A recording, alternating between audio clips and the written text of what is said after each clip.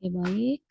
Sekarang saya akan mengomentari tugas dari kelompok satu, ya.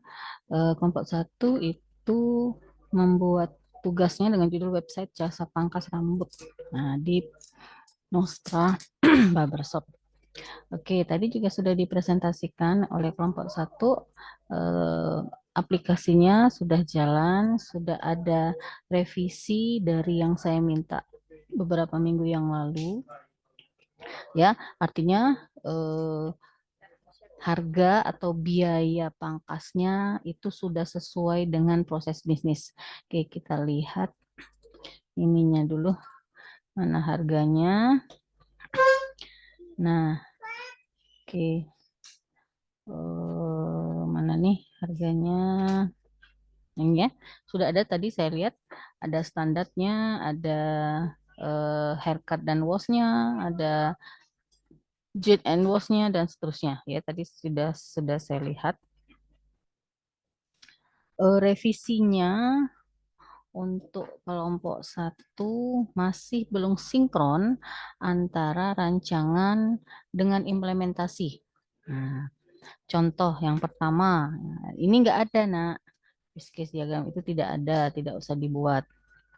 Ya, kemudian, oke, ini adalah diagram konteks dari data flow diagram. Oke, ada pelanggan, ada kepala barbernya, dan ada pegawai. Kemudian si pelanggan, nah ini yang melihat ini tidak boleh di dalam data flow ya. Data flow itu tidak diawali oleh kata kerja, tetapi dia sifatnya adalah data. Nah, kalau memang si pelanggan memilih model rambut atau jasa apa yang akan digunakan, berarti si pelanggan memberikan data model rambut. Tapi saya rasa pelanggan dalam hal ini kan tidak terlibat dari aplikasi yang dibuat. Jadi dia tidak bisa melihat model rambutnya dari situ ya. Dia mau potong rambut dengan pilihan A misalnya sampai dengan C misalnya. Nah, dari situ si pelanggan cuman mendapatkan nota pembayaran. Nah, jadi si pelanggan dari sistem yang dibuat itu cuman mendapatkan nota pembayaran, ya. Nah, sedangkan si kepala barber oke lah memberikan data pelanggan nggak usah, ya data pelanggan nggak usah karena tidak perlu didata pelanggannya. Kemudian ada pegawai, pegawai yang memberikan data pegawai bukan si kepala barbernya. Kemudian boleh ada data jasa pangkas rambutnya boleh dan laporan pembayaran juga boleh. Nah, kepala barbershop saya rasa perlu mendapatkan laporan pembayaran. Misalnya dibuat per periode, jadi kapanpun dia bisa melihat berapa dana yang sudah tersimpan atau berapa dana yang sudah ada saat ini. Yang lain-lain nggak usah. Ya, jadi data flow itu sifatnya adalah data, bukan diawali dengan kata kerja.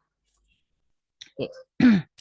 Yang berikutnya adalah prosesnya. Oke, yang pertama adalah kelola data master, kelola pembayaran juga boleh. Nah, laporan nggak usah. Laporan nggak usah. Kenapa mesti dikelola? Kan dia keluar dari data store ini. Ya. Oke, masternya apa aja? Oh, mau di data konsumen ya nggak usah. Saya rasa nggak perlu di data konsumen. Jadi master itu boleh ada pegawai, data pangkas rambutnya juga boleh, pembayarannya juga boleh. Tapi sesuaikan dengan program yang kamu buat. Kalau program yang kalian buat itu eh, tabelnya misalnya ada 10, idealnya data flow diagram di simbol data store juga ada 10. Seperti itu. Ya, tadi saya lihat belum sesuai. Ya, silakan diperbaiki aja. Ini juga sesuaikan dengan tabel yang ada di eh, MySQL-nya ya. Tabel yang ada di MySQL-nya. Kalau di MySQL-nya ada 5 misalnya, di sini juga harus ada 5. Ya.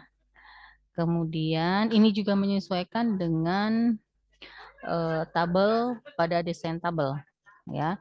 Sesuaikan juga dengan MySQL-nya masing-masing. Oke, ini adalah menu utamanya. Kemudian ini adalah menu-menu berikutnya, model rambut ya.